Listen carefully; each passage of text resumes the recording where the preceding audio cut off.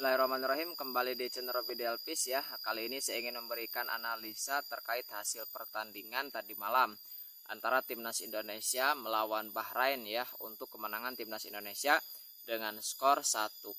Nah, gol ini dicetak oleh Romeni ya, asis daripada Marcelino Ferdinand. Oke. Sebelumnya, nah ini saya lagi di kebun ya. Lagi mudik, lagi di kebun, jadi saya bikin kontennya itu di kebun. Nah, ini ya sekitaran. Oke ya, nah tadi malam kan Timnas Indonesia berhasil memenangkan pertandingan yang kedua ya, setelah memenangkan pertandingan melawan Arab Saudi di kualifikasi Piala Dunia 2026. Nah, setelah pada saat yang sama gitu kan, Jepang berhasil ditahan imbang oleh Arab Saudi gitu kan. Nah, kemenangan ini sangat berarti karena juga di pertandingan sebelumnya ketika Timnas Indonesia melawan Australia, nah Timnas Indonesia justru mengalami kekalahan telak ya 5-1 dari Australia. Ya, target memang yang dicanangkan oleh federasi dalam hal ini adalah PSSI itu kan 4 poin ya.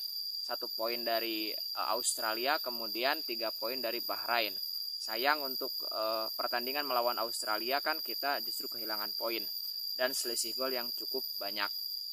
Nah, ketika melawan Australia kita kan total football ya, sebetulnya tidak total football tetapi garis pertahanan kita sangat tinggi, kemudian total menyerang lupa bertahan. Itu yang terjadi ketika Timnas Indonesia melawan Timnas Australia, sehingga terjadi kebocoran ya, terutama di lini belakang, dan berkali-kali kita kena counter attack ya, bahkan 2 kali diantaranya adalah karena servis ya, baik bola mati ya. Nah, kemudian hal itu yang dievaluasi, kemudian diperbaiki, sehingga permainan Timnas Indonesia sekalipun bermain di kandang itu tidak terlalu terbuka seperti pada saat menghadapi Australia, melainkan ya lebih hati-hati gitu kan. Nah, lebih berhati-hati. Nah, dan formasi yang digunakan pun kan sistem ya, maksudnya sistem permainan pun kan bukan lagi seperti man to man ketika di Australia, tetapi kembali kepada pakem awal yang biasa digunakan ya, antara oleh Sintayong, meskipun tidak sekopas seperti itu ya. Nah, formasi di atas kertasnya kan 3-5-2 ya. Nah, ketika bertahan itu menjadi 5-3-2. Nah, artinya di lini tengah menyisakan 3 pemain, dan di depan itu kan menyisakan ada Ragnar dan juga oleh Romeni. Nah, sedangkan untuk defensif, untuk lini belakang kan ada wingback ya, di kanan ada Kevin Dix, kemudian di kiri ada Kelvin Verdong, dan 3 center back ini sangat disiplin ya. Hubner di kiri, kemudian Jai Ijes, dan juga Rizky Ridho di kanan. Nah, Rizky Ridho kan kembali menjadi starter ya pada saat pertandingan ini, padahal di pertandingan kemarin itu kan dari bangku cadangan ya. Kemudian Hubner karena memang akumulasi kartu, Ragnar juga ya karena memang Ragnar juga akumulasi kartu.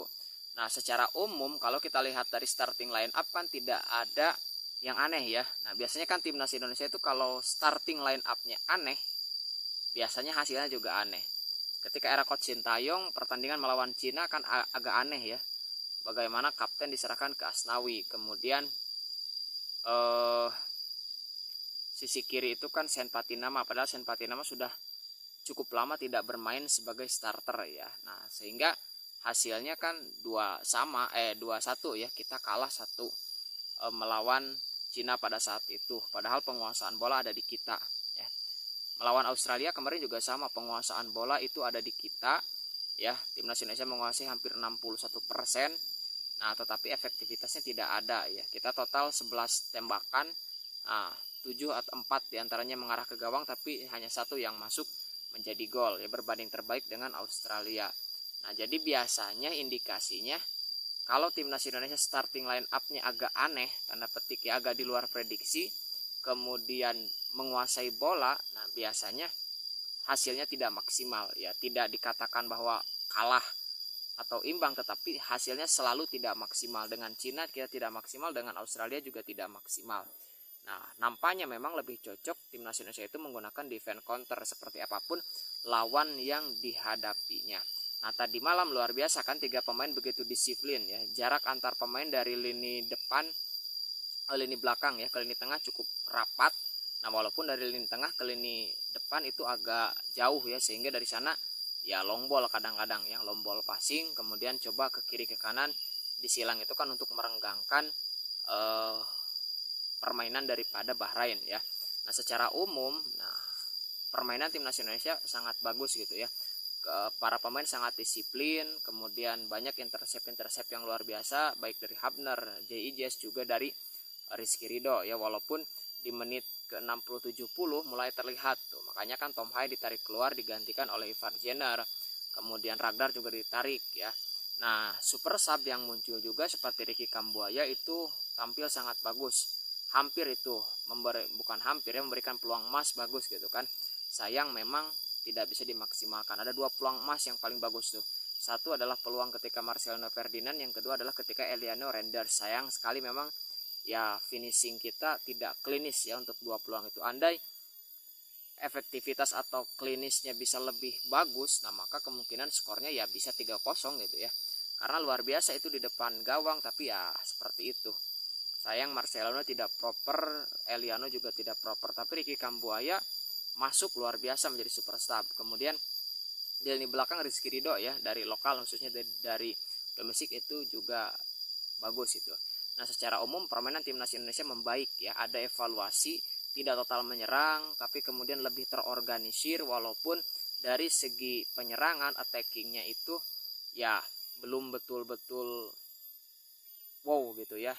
Belum betul-betul bisa memperlihatkan klinikal atau ketajamannya. Tapi dari segi defensif kembali timnas Indonesia menunjukkan defensif yang bagus seperti ya pada era sebelumnya gitu ya. Nah, itu yang barangkali akan terus diperbaiki atau harus diperbaiki oleh coach Patrick Kluivert dan timnya ya, supaya timnas Indonesia bisa bersaing. Nah, dengan hasil akhir ini 2-0 ya, 2-1 1-0 maksud saya.